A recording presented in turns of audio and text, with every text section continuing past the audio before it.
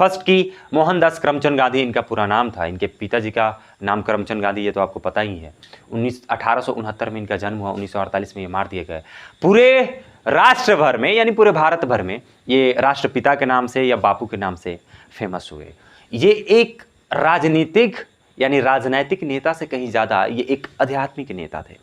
अच्छा दोस्त, यहाँ एक टर्म आया आध्यात्मिक, मतलब he is a spiritual leader than a politician, मतलब एक राजनीतिक नेता से कहीं ज़्यादा एक आध्यात्मिक नेता थे। यहाँ एक वर्ड आता आध्यात्मिक, आध्यात्मिक यानी अध्यात्म, ये वर्ड आया अध्यात्म से। अध्यात्म मतलब होता है धर्म के राह पे चलने वाला, धर्म के रास्ते पे चलने वाला, एथिक्स को मानने वाले, मॉरल विंग्स को ज़्यादा प्रायोरिटी देने वाले, धर्म जिस हिसाब से रास्ता देता है, सच्चा रास्ता देता है, उस पर चलने वाले। तो ये हमारे कैसे थे, एक तरह से आप जरा जानोगे कि ये कैसे आध्यात्मिक नेता इनको कहा गया कि ज़्यादा थे, बशर्ते कि राजनीतिक नेता कम थे। इसके पीछे की एक बात मैं आपको बताता हूँ। ये बिलीव करते थे कि जो the all region has the same crux, humanity, truth, non violence. ये मानते थे कि सारे धर्म जो हैं एक ही सबक सिखाते हैं, अहिंसा करो, अहिंसा करो, हिंसा मत करो, अहिंसा के साथ रहो, सत्य बोलो। और हालांकि ये भी देख लो कि ये हमेशा इन्होंने अपनी आत्मकथा में माई एक्सपेरिमेंट विद ट्रूथ में इन्होंने लिखा था सत्य ही शिव है। यहाँ शिव से तात्पर्य सारे भगवान का है कि मतलब सत्य ही भगवान है। अगर भगवान को मानते हो तो सत्य को मान लो, सत्य बोलोगे भगवान को पालोगे। इससे क्या आपको नहीं पता चलता कि ये आध्यात्मिक सोच पे चलने वाले थे। और ये यहाँ एक और इनकी एक फेमस कोट है, मैं यहाँ कोट करना चाहूँगा कि इन्होंने कहा था cleanliness is next to godliness, कि असली भक्ति स्वच्छता ही है। कि अगर आप साफ सुथरे रहोगे, स्वच्छ रहोगे, अपने आसपास सफाई रखोगे तो वहाँ भगवान का वास होगा। और ये तो बात बिल्कुल जायज़ भी लगती है, क्योंकि हमारे यहाँ आप देखते हो कि जो भी पर्व त्यौहार होते हैं उससे पहले सफाई करी जाती है। होली, ईद, दीपावली, जो भी नवरात्र वगैरह, छठ वगैरह, जो भी पर्व हमारे पास मनाई जाती है हमारे यहाँ, उससे पहले सफाई का बहुत ही ज़्यादा महत्व है। क्योंकि भाई गंदगी में बीमारियां आती हैं, भगवान तो कभी नहीं आएंगे दोस्त। इसलिए इन्होंने कहा कि अगर भगवान की भक्ति, असली भक्ति तुम करना चाहते हो तो तुम साफ सफाई से रहो, स्वच्छता से रहो। और स्वच्छता से यहां तात्पर्य सिर्फ शारीरिक स्वच्छता से नहीं है या सिर्फ सराउंडिंग्स के स्वच्छता से नहीं है, यहां मानसिक स्वच्छता से भी है कि यहां से तुम इसको साफ करो, मन को भी, दिल को भी साफ करो। यहां से अहंकार निकालो, यहां से घमंड वगैरह निकालो, तुम अपने अंदर की बेईमानी निकालो, ये सारी चीजों को निकालो। ये यहां भी स्वच्छता करना। जब अब क्या फायदा होगा कि आप शरीर को स्वच्छ कर लोगे, दिल तो वहीं गंदा ही रहेगा। तो दिल गंदा रहेगा दोस्त तो फिर कोई फायदा ही नहीं है। क्योंकि दिल पे इन्होंने एक बात कही है कि in prayer it is better to have heart without words than words without heart. इन्होंने कहा कि यार प्रार्थना जब आप कर रहे हो ना, तो वहां पे बिना शब्द, अगर आपके मन में नियत है कि आप प्रार्थना कर रहे हो, आप भगवान से बेहतर चीज़ मांग रहे हो, तो सिर्फ ये नियत होनी चाहिए। बिना शब्दों के भी ये चीज़ें पूरी हो जाएंगी, भगवान पूरा कर देंगे, सिर्फ नियत कर लोगे तो। लेकिन नियत ही खराब हो और शब्द लगातार दिन भर बैठ के एकदम से रटे जा रहे, कोई फायदा नहीं है। भगवान कभी आपकी इच्छाओं को पूरा करने वाले नहीं है। तो इन्होंने नियत को ज़्यादा फोकस किया। इससे तो बस ये काफ़ी होगा दोस्त, इतना रहने दो, बहुत लंबा हम खींच दिए इनके बारे में। जल्दी से हम समाप्त करते हैं और मेन हम अपने टॉपिक पे पहुंचते हैं। I believe that the civilization India has evolved is not to be beaten in the world. Nothing can be equal the seeds sown by our ancestor. Rome went, Greece shared the same fate. The might of pharaohs was broken. Japan has become westernized. Of China, nothing can be said. But India is still somehow or the other sound at the foundation. अब जरा मैं बात करूं, ये कह रहे हैं कि मेरा ये विश्वास है कि भारत ने जो सभ्यता विकसित करी है, ये पूरी दुनिया में यानी पूरी दुनिया की सभ्यता में कहीं भी हराई या कम आंकी नहीं जा सकती। कहीं भी पूरी दुनिया में इसे कम आंका ही नहीं जा सकता। यह हमेशा ही सर्वश्रेष्ठ स्थान पर रहेगा। भारत ने जो सभ्यता विकसित करी है वो पूरी दुनिया में कहीं पछाड़ी नहीं जा सकती, पीछे नहीं की जा सकती, हराई नहीं जा सकती, कहीं भी ये दाब नहीं खा सकती। पूरी दुनिया में ये सभ्यता सबसे श्रेष्ठतम सभ्यता है। कैसे? आप खुद भी मान लोगे दोस्त, पढ़ते चलो जरा, देखो आप खुद भी मान लोगे। ये अगली लाइन में कहते हैं कि हमारे पूर्वजों ने जो बीज बोया है सभ्यता का, संस्कार का हमारे इस धरती में, जिसके हम लोग फल हैं। इसी बीज के हमारे पूर्वजों ने जो बीज बोया इस धरती में, सभ्यता और संस्कृति, इसी बीज के तो हम फल हैं ना। आज जो हम हैं ये हमारे पूर्वज जो थे वही हम हैं। हमारे पूर्वज जिस तरह से फॉलो कर रहे थे, जीवन जी रहे थे, उसी तरह से हम भी जी रहे हैं। हमारे पूर्वज ने पत्थर में शिव जी को माना, शिवलिंग को, हमने भी पत्थर में शिवलिंग को माना। हमारे पूर्वज ने पेड़ में देवता को माना, ब्रह्मदेव को, पीपल के पेड़ में, हमने भी मान लिया। हमारे पूर्वज ने जो भी मान्यताएं मानी हमने मानी। हमारे पूर्वज ने सूर्यदेव को भगवान कहा, हमने भी उनको भगवान कह दिया। हालांकि साइंस इससे बिल्कुल ही विपरीत है। खैर साइंस की नहीं, ये धर्म की बात कर रहे हैं कि जो संस्कृति और सभ्यता का बीज हमारे पूर्वजों ने बोया है उसी के तो फल हैं। उसका मुकाबला कोई नहीं कर सकता, उसकी बराबरी कोई नहीं कर सकता जो संस्कृति और सभ्यता का बीज हमारे पूर्वजों ने बोया है। अब वो बीज एक विशाल वट वृक्ष बन के तैयार है जो अपने फाउंडेशन पे, अपने नींव पे अडिग है, हिल ही नहीं सकता। चाहे कितनी भी आंधियाँ आ जाए, तूफान आ जाए, चाहे कितना भी दुनिया आधुनिक हो जाए, मॉडर्न हो जाए, लेकिन जो सभ्यता, जो संस्कृति, जो नैतिकता, जो अध्यात्म, जो धर्म, जो परंपरा, जो गीत संगीत नृत्य, जो हमारे पूर्वज, जो बोली भाषा रहन सहन के तरीके हमारे पूर्वज ने हमें सिखाकर भेजा है या हमारे पूर्वज ने हमें सिखाया है, वो कभी दुनिया में किसी और सभ्यता से हराई नहीं जा सकती और नहीं उसकी मुकाबला, उसकी बराबरी कोई और कर भी सकता। अगली लाइन में ही बात होती है रोम और ग्रीस के बारे में कि रोम और ग्रीस भी सेम किस्मत को ही प्राप्त होते हैं। अब यहाँ रोम और ग्रीस के बारे में जरा थोड़ा सा जानने की कोशिश करते हैं। रोम जो था, रोमन सभ्यता थी। रोम की सभ्यता जो थी 1000 साल वो भी चली और ये बहुत ही अच्छी सभ्यता थी। मतलब कि यहाँ विज्ञान में बहुत सारे खोज हुए, यहाँ कला संस्कृति में, आर्किटेक्ट में, वास्तुकार में, इसमें बहुत सारा खोज हुआ। 400 ये हुआ था आपका 753 BC से लेकर 443 AD तक ये सभ्यता रही थी, रोमन की सभ्यता, और ये बहुत ही शानदार सभ्यता थी। लेकिन इसका भी पतन हो गया। अब जो राइज किया है दोस्त वो तो फॉल करेगा ही, हमेशा याद रहना, जो राइज किया है वो फॉल करेगा। इस पे एक बात मैं शामिल करना चाहूँगा कि जीवन में अगर शिखर पे तुम जा रहे हो, शिखर पे जा रहे हो, ऊंचाइयों को छू रहे हो, तो वो जो कंध है तुम्हारी मदद कर रहे हैं उस ऊंचाइयों को छूने के लिए, उस कंधों को कभी ना बोलना, उन कंधों को कभी ना बोलना, उनका एहसान कभी ना बोलना, क्योंकि अगर वो कंधे हट गए तो तुम गिरोगे और सीधा मुंह के बल गिरोगे।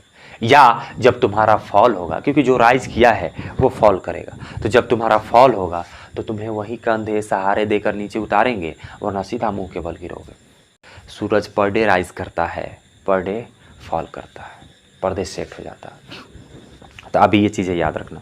तो रोम के बारे में हम बात करते हैं। यहाँ रोमन सभ्यता थी, 1000 साल चली, और ये सभ्यता वास्तुकार में, विज्ञान में, साहित्य में बहुत आगे थी, कला में बहुत आगे थी, लेकिन इसका भी पतन हो गया। अब वहाँ ग्रीस की बात करूँ, यूनान की, ये भी सभ्यता काफ़ी शानदार थी। यहाँ पे भी बहुत सारे दार्शनिक यहाँ था, फिलॉसफी था, यहाँ आर्ट्स एंड कल्चर थे, फिलॉसफी थे, यहाँ भी वैज्ञानिक प्रमाण पत्र हुए, यहाँ वैज्ञानिकों ने यहाँ भी बहुत सारे खोज किए। अब यहाँ ग्रीस के आप जान लो, प्लेटो के बारे में आप जानते हो, वो महान दार्शनिक थे प्लेटो, वो ग्रीस से ही थे। इनके गुरुजी सोक्रेट्स, जिसको सुकरात कहते हैं, ये भी वहीं के थे। इनके शिष्य जो हुए अरिस्टोटल, जिन्होंने राजनीति को जनक जिनको कहा जाता पिता पॉलिटी के, वो अरिस्टोटल। ये पॉलिटी नाम का शब्द उन्होंने इस्तेमाल किया था, अरिस्टोटल नहीं। और हमारा वो Sikandar, Alexander the great, Sikandar महान, जो पूरे विश्व को विजय करने का हिम्मत रखता था, साहस रखा। खैर वो पूरा विश्व तो विजय ना कर सका, बेचारा बीच में ही मर गया, लेकिन उसने नियत तो रखा ना पूरे विश्व को विजय करने के लिए। ये नियत, ये हिम्मत ही सबसे बड़ी चीज़ होती है, और उसने कोशिश भी करी, लेकिन खैर दुर्भाग्यवश। ग्रीस की सभ्यता बहुत ही शानदार थी। तो यहाँ कहते हैं कि रोम चला गया, Greece share the same fate, और ग्रीस भी तो बर्बाद हो गया। रोम भी भाड़ में गया, ग्रीस भी भाड़ में गया। और भाड़ में ऐसा कह रहा हूँ, भाड़ में आप ना समझ लेना, ये मैं जुग सपाट के लिए कह रहा हूँ। तो रोम भी भाड़ में चला गया, रोम भी बर्बाद हो गया, ग्रीस भी बर्बाद हो गया। और जो फारोस थे, फारो कौन थे? इजिप्ट आपने जाना होगा ना, वहाँ भी इजिप्शियन सिविलाइजेशन थे। एक्चुअली उस समय 4 सिविलाइजेशन हुआ करते थे कि इंडस वैली सिविलाइजेशन था, उसके बाद से मेसोपोटामियन सिविलाइजेशन था, चीन सिविलाइजेशन, और एक और सिविलाइजेशन था आपका इजिप्ट। Egyptian civilisation. ये 4 सिविलाइजेशन सबसे पुराने सिविलाइजेशन माने जाते हैं और इसमें सबसे पुराना हमारा अपना सिविलाइजेशन है इंडस वैली सिविलाइजेशन, जिसे हम लोग हड़प्पा सभ्यता भी कहते हैं। जो सिंधु घाटी की सभ्यता वही है इंडस वैली सिविलाइजेशन। वहीं पे पहली बार हिंदू, मतलब वहाँ रहने वाले समुदाय को पहली बार हिंदू कहा गया और ये शब्द हिंदू वहीं से निकल के आया था। खैर, इधर टॉपिक पे लौटते हैं। फारोस हैं, फारोस की भी शक्तियां क्षीण हो गई, फारोस की भी शक्तियां खत्म हो गई। फारोस जो इजिप्ट है ना, इजिप्ट मिस्र, वहाँ के राजा जो होते थे उनको फ़ारो कहा जाता था। ये फ़ारो जो होते थे ये बहुत ही शक्तिशाली अपने आप को मानते थे, क्योंकि वहाँ एक राजा था, फ़ारो ही था, फिरौन जिसको कहते हैं, तो बहुत ही अपने आप को शक्तिशाली मानता था। वो कहता था, वो दुनिया का सबसे अमीर राजा था और वो कहता था कि मैं भगवान से भी बड़ा हूँ, मैं खुदा से भी बड़ा हूँ। अपने आप को कहता था कि सारे लोग मेरी सजदा करें और मुझे खुदा कहें। और ऐसा कहर बरपा ऊपर वाले का कि ना मरते वक्त ना ही उसे ज़मीन ने स्वीकार किया, ना ही उसे आसमान ने, मतलब कि नहीं उसे आग ने स्वीकारा, नहीं उसे ज़मीन ने, नहीं उसे पानी ने, सब ने निकाल कर फेंक दिया। और आज भी फिरौन की बॉडी आपको देखने को मिलती है म्यूजियम में। हालांकि इसके पीछे एक और मान्यता है कि जो ये फिरौन होते थे, जो ये फेरो होते थे, ये फेरो कहीं ना कहीं सिमिलर वर्ड आपको देखने को मिल रहा, परी की तरह या फरी की तरह। तो ये परी या फरी से संदर्भ था इनका तितली का। जैसे कुकून आपने जाना ना, कैटरपिलर के बारे में आप जानते हो नहीं जानते हो, कि हमने देखा कि कैसे सिल्कवर्म, कि कैसे वो मलबरी का जो पत्ता होता है ना, वो तूत के पत्ते में वो अंडे को देते हैं और वहाँ से वो सिल्कवर्म बाहर निकलता है, जिसको हम लोग कैटरपिलर भी कहते हैं। फिर धीरे धीरे वो बाहर निकलता है, वहाँ से बड़ा होता है, तो फिर अपने आप को कोकून से लपेट लेता है और उसके अंडर ही, कोकून के अंडर ही अपने आप को डेवलप करता है और फिर बाद में वो एक तितली बनकर तैयार होता है। उसी तरह से यहाँ फरी यानी फेरो, तो फेरो यानी परी और फरी से एक अर्थ निकल के आया। वहाँ के राजाओं की मान्यता थी कि वो लोग भी जितना दिन उनको जीना होता था जी लेते, और एक थी कि जब वो मरने जाते या जब वो मरने के कगार पे होते तो अपने आप को कुकून की तरह, यानी उस रेशम के धागे की तरह जिस तरह से पूरा लपेटा जाता, तो अपने आप के पूरा वो पट्टी से कई सारा लेप वगैरह लगा के आप पट्टी से लपेट लेते थे और एक अंत काल के लिए चले जाते थे निद्रा में। मतलब कि उनकी मान्यता थी कि अंतकाल तक के लिए निद्रा में चले जाओगे और वहाँ से जब उठोगे तो फिर तुम्हारा जन्म होगा, फिर तुम अच्छे से जियोगे। जैसे तितलियाँ होती थी कि कुकून में वो चली जाती थी अंदर और वहीं अपना आप को डेवलप करती थी और फिर वहाँ से फाइनली एक गहरी नींद के बाद लौटने के बाद वो पूरी तरह से एक मैच्योर्ड तितली बनती थी। तो ये जो हमारे फ़ारोस है ना, ये जो फिरौन जो मिस्र देश के राजा थे, ये बहुत ही घमंडी थे। इनकी भी शक्तियाँ क्षीण हो गई, इनकी भी शक्तियाँ मिट गई। जापान के बारे में कुछ कहना ही नहीं दोस्त। जो जापान तो पूरी तरह से पश्चिमीकरण हो गया। जापान के पास अपनी सभ्यता थी उसकी, लेकिन वो पता नहीं उनको क्या हुआ यार, वो पूरी तरह से पश्चिम सभ्यता पे चले गए। पश्चिम सभ्यता की आप जानते ही हो कि वो भौतिकतावाद को ज़्यादा बढ़ावा देते हैं, मटेरियलिस्टिक चीज़ों को वो ज़्यादा बढ़ावा देते हैं, एथिक्स को बढ़ावा वगैरह नहीं देते। चाइना के बारे में तो हम कुछ ही नहीं कह सकते और आप भी नहीं कहोगे दोस्त। नहीं, आप भी नहीं कहना चाइना के बारे में, ना मैं कुछ कहूंगा ना आप कुछ कहना, क्योंकि उसके बारे में ना महात्मा गांधी जी में आ रहे हो, नहीं देखो यार, ना चाइना के बारे में मैं कुछ कहूँ ना आप कहो और ना ही महात्मा गांधी जी ने भी कुछ कहा है। क्योंकि इनकी जो संस्कृति होती थी ना, चाइना की जो सभ्यता थी, जो संस्कृति थी यार, क्या खाते हैं, क्या पीते हैं, क्या रहते हैं, कैसे कौन सा धर्म का पालन करते हैं, कौन से इनके नियम कानून है, इसके बारे में तो कहना ही नहीं। ये तो पूरी तरह से छीछा लेदर कर रखा है इन्होंने, चमगादड़ खा के पूरे देश को कोरोना झेला दिया। इन्हीं लोगों का देन है। तो चाइना के बारे में तो कुछ कह ही नहीं सकते। लेकिन भारत अभी भी जैसे तैसे करके ये सारी चीज़ें बर्बादी हो रही है पूरी दुनिया में। कोई सभ्यता राइज हो रही है, कोई फॉल हो रही है, कोई बर्बाद हो रही है।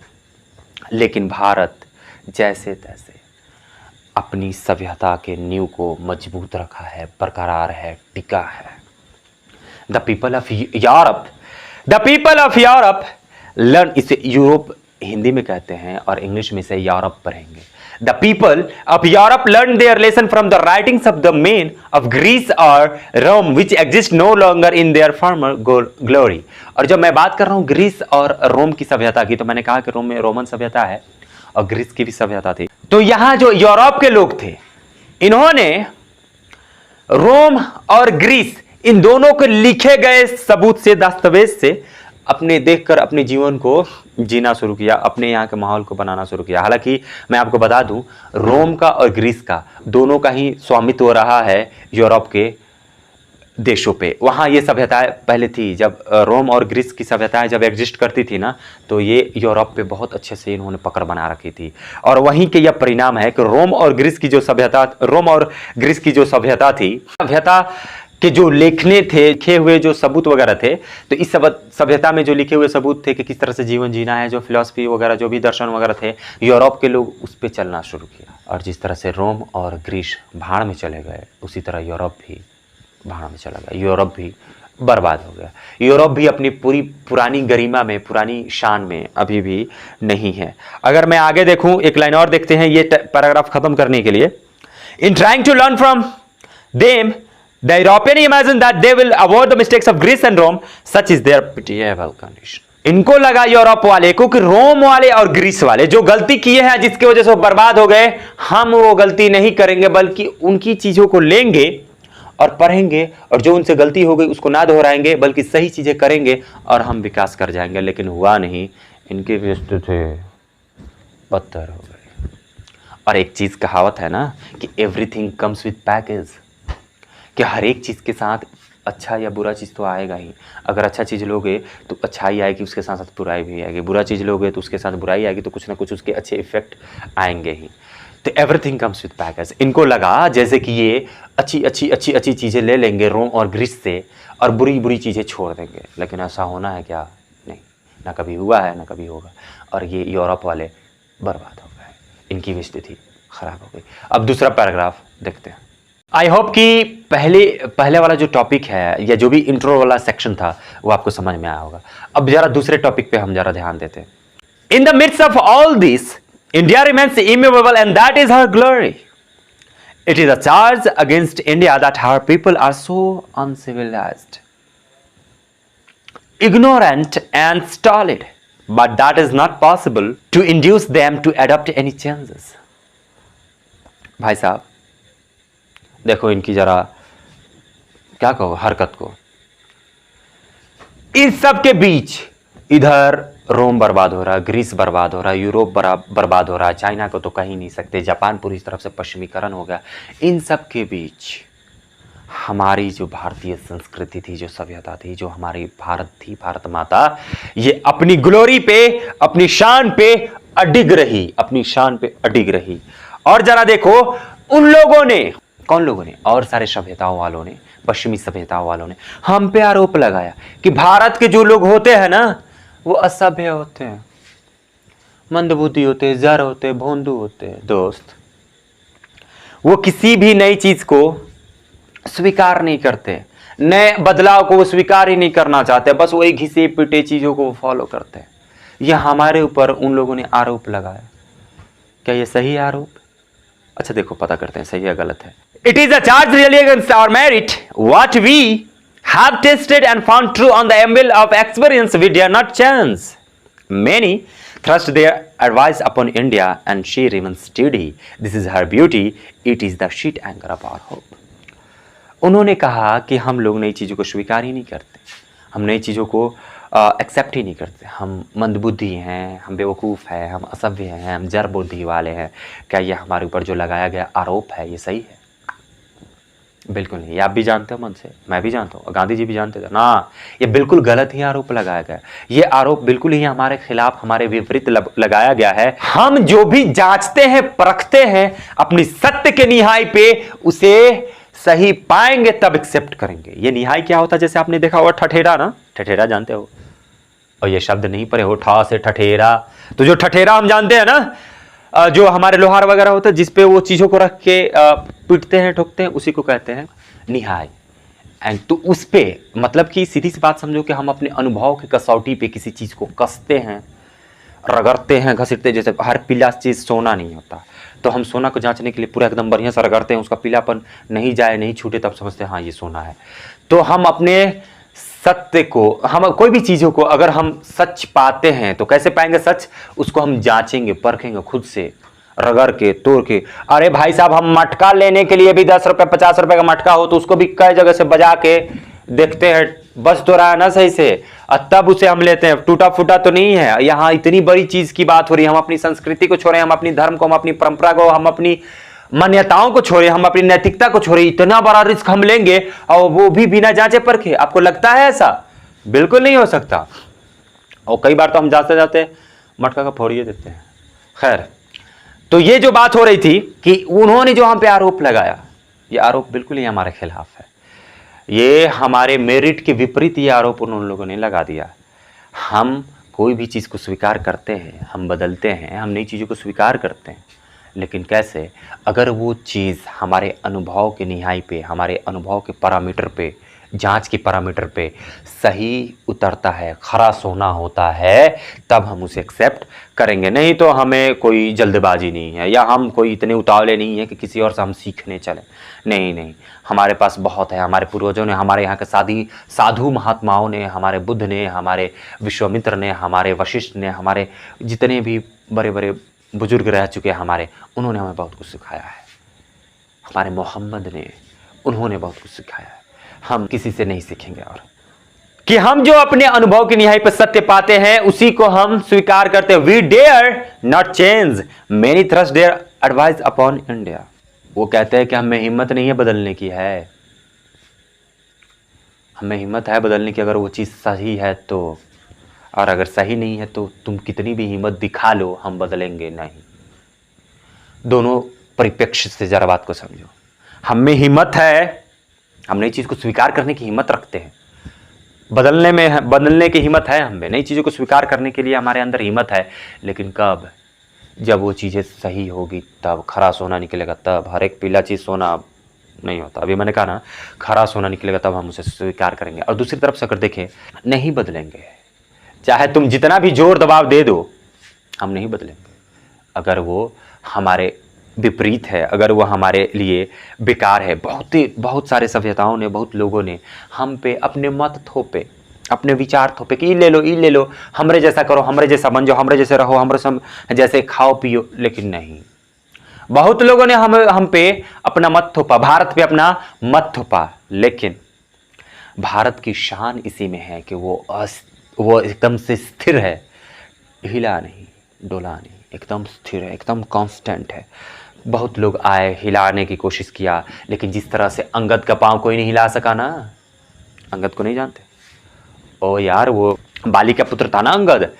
अरे राम की सेना में वो था अंगद, यह हनुमान जी का दोस्त अंगद। वो गया लंका में, और वहाँ लंका में जितने भी लोग थे उनके पांव को हिलाने की कोशिश किया और हिल नहीं सका। बिल्कुल उसी तरह हमारी भारतीय सभ्यता भी है, उसी तरह से इसका मजबूत नींव भी है। ये नींव ना रहा बल्कि अंगद का पांव रहा। हिला दो हिलबे नहीं करेगा। इवन रावण उतर के अपने सिंहासन से आया, उसको ताव आ गया तो, और वो हिलाने की कोशिश किया, लेकिन इससे पहले कि वो पांव को छुए अंगद ने रोक लिया कि नहीं यार, ये क्या कर रहे हो, आप तो राजा हो ना। जब आप ये करोगे तो फिर आपकी शान, आपकी गरिमा, आपकी महिमा खत्म हो जाएगी। उस सिंहासन का कद्र करो, वो राजा के सिंहासन है और राजा किसी के पांव में नहीं जा सकता। तो खैर, आते हैं कि हमारी शान इसी में है, गौरव इसी में है, भारत की शान इसी में है कि वो अभी भी टिका है अपनी मजबूती के साथ अपने नींव पर। दिस इज हर ब्यूटी, यही तो हमारी खूबसूरती है, हमारी भारत माता की खूबसूरती है। यहाँ देखना, HER, हर लगाया, beauty, this is her beauty. ये भारत माता के लिए इस्तेमाल किया गया शब्द है। हर एक देश अपने देश को माता ही कहते हैं। अमेरिका माता हाँ, थोड़ा सा वियर्ड साउंड करेगा, लेकिन वो भी अमेरिका के लिए भी हर लगाया जाता है। हमारे लिए जैसे हमारी भारत माता, उसी तरह से पाकिस्तान माता, अमेरिका माता, बांग्लादेश माता होते हैं भाई, क्योंकि कोई भी देश जो है वो हर ही लगाता, वहाँ पे माता ही मानते, वो फीमेल ही होती।